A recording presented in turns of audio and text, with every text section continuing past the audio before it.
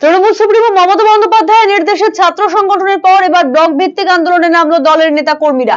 শনিবার রাজ্যের বিভিন্ন জেলার পাশাপাশি দক্ষিণ দিনাজপুর জেলাতেও বিক্ষোভ মিছিলে অংশ নেন তারা। আরজিকর কাণ্ডে দোষীদের দ্রুত ফাঁসির দাবিতে গঙ্গারামপুরে অবস্থান বিক্ষোভ করে তৃণমূল। গঙ্গারামপুর ব্লক ও শহর তৃণমূল কংগ্রেস কমিটির উদ্যোগে তৃণমূল কর্মী সমর্থকদের নিয়ে এদিন বিশাল আকার মিছিলের আয়োজন করা হয়। গঙ্গারামপুরে তৃণমূলের দলীয় কার্যালয় থেকে এই মিছিলের সূচনা করে বাস স্ট্যান্ড এলাকায় এসে পৌঁছয়। এরপর বাস স্ট্যান্ডে অবস্থান বিক্ষোভ কর্মসূচি শুরু করেন তৃণমূল নেতৃত্ব। এই অবস্থান বিক্ষোভ কর্মসূচিতে উপস্থিত ছিলেন গঙ্গারামপুর পুরসভার চেয়ারম্যান প্রশান্ত মিত্র, ব্লক তৃণমূল সভাপতি শঙ্কর সরকার, টাউন তৃণমূল সভাপতি বিপ্লব সেন সহ অন্যান্য নেতৃত্ব।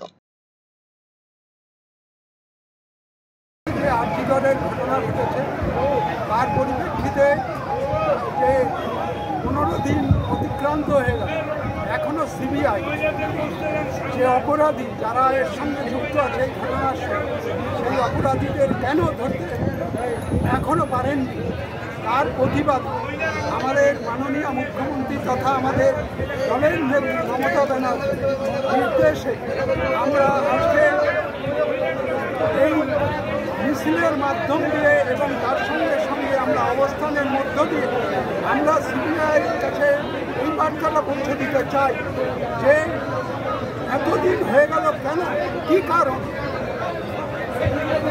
আসল দোষীদের ধরা হচ্ছে না, যারা দোষ করেছে তাদেরকে কেন ধরা হচ্ছে না এবং তাদেরকে ইমিডিয়েট ধরে তাদেরকে ফাঁসি যাতে তাদের বিচারে ফাঁসি যাতে হয় তার ব্যবস্থা করতে হবে। এই দাবি নিয়ে আজকে আমরা পথে নেমেছি তৃণমূল কংগ্রেসের পক্ষে।